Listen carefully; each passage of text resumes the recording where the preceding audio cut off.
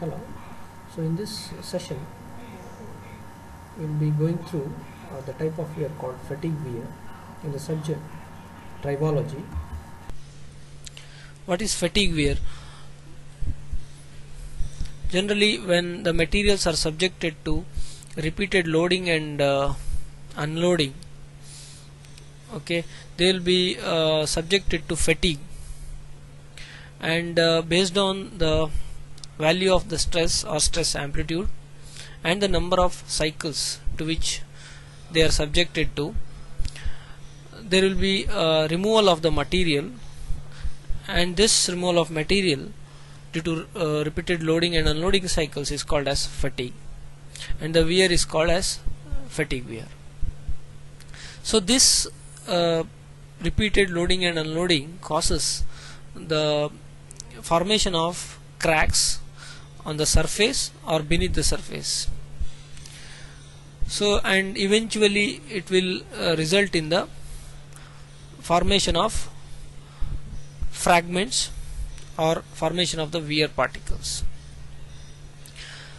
Before this critical point, the material may not show any signs of subjected to wear. It may be hundreds, thousands, or even millions of cycles. Before that, negligible wear takes place, but after that critical point, the material will be subjected to the fatigue wear. Therefore, in case of fatigue wear, the amount of material removed by the fatigue is not a useful parameter, whereas the useful life of the material in terms of the number of revolutions of or the cycles or the time before it fails or undergoes fatigue failure, that is important. So the mechanism of surface crack initiated fatigue wear is shown in the figure. In this, from the first figure, you can see a crack is initiated at the contact point between the two surfaces, which is called as a primary crack, and this happens generally in sliding cases, especially the reciprocal sliding case, and this primary crack grows, as we can see from the figure number 2. Crack propagation takes place, especially along weaker planes or slip planes, and then this primary crack may join with some secondary cracks, and finally this crack may propagate up to the surface and form a wear particle. Rolling contact fatigue. Adhesive and abrasive wear mechanisms are operating during the direct physical contact between the surfaces which are moving relative to each other. If the surfaces are separated by any fluid film, then these wear mechanisms may not operate. However, in some of the interfaces with non-conforming contact, where the contact stresses are very high, like in rolling bearings, gears or cams, there the fatigue mechanism can come into the picture. In some of the well lubricated roller bearings, so there is no progressive visible wear due to the mechanism of adhesion or abrasion, but generally the bearing life is limited by fatigue. And in these cases, although direct contact does not occur, the mating surface experiences the large stresses transmitted through the lubricating film during the rolling motion taking place, and well designed rolling element bearings usually fail by subsurface fatigue.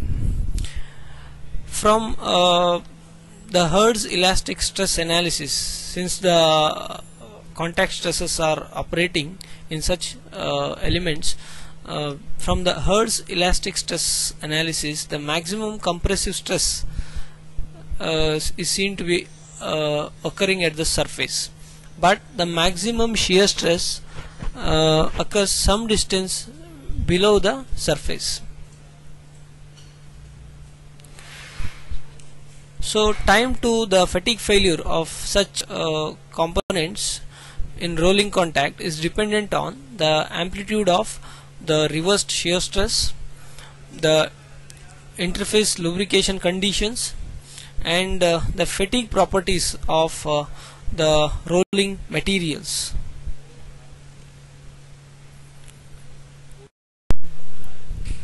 The life of rolling element bearings, which is normally referred to as L10 or B10 in millions of revolutions for 90% of the bearing population, is determined from the equation L10 is equal to C by W whole to the power P. So where P is equal to 3 for the ball bearings which are having point contacts, and is equal to 10 by 3 for the roller bearings which are having line contacts. And here C refers to the bearing's basic load capacity, and W is the equivalent radial or thrust load for the radial or thrust bearings respectively. So the basic load capacity of the bearing is the load that 90% of the bearings can sustain for 1 million revolutions under given running conditions. Sliding contact fatigue.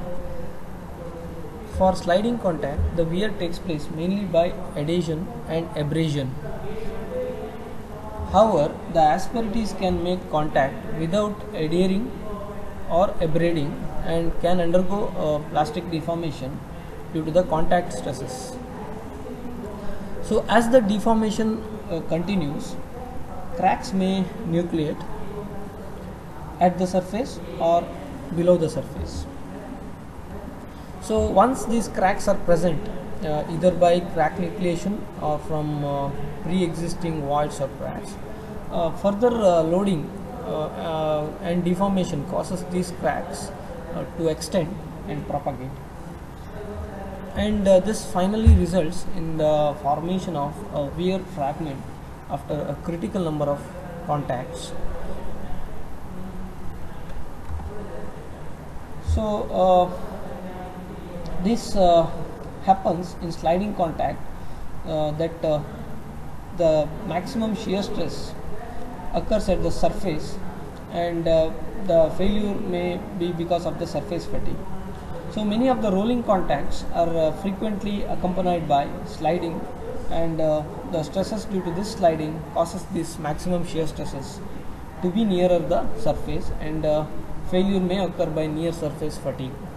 So such failures often occur in some of the components like rolling bearings, cam and roller followers, etc. So another type of fatigue that is commonly found in case of ceramics is called as static fatigue. So this results from a stress dependent chemical reaction between the water vapor and the surface of the ceramic.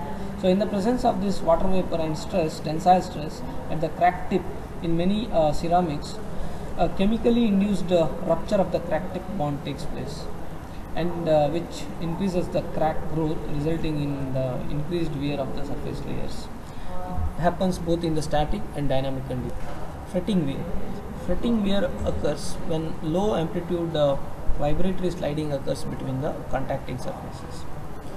So when some of the components are having sliding motion between them, and if it is a very low amplitude, in the order of say 1 to 300 micrometers, then this type of wear may happen. So basically fretting is a form of adhesive or abrasive wear. So the normal load causes the adhesion between the asperities, and this tangential oscillatory movement causes the rupture of the asperities, which may result in the formation of a wear debris.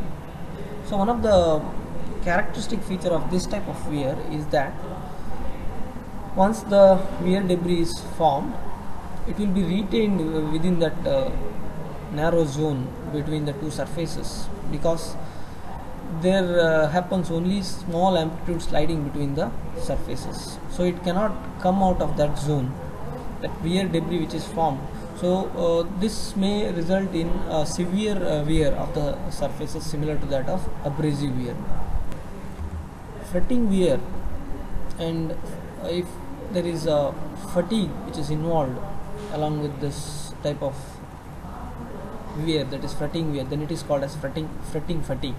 Similarly, if there is corrosion in combination with fretting, then it is called fretting corrosion.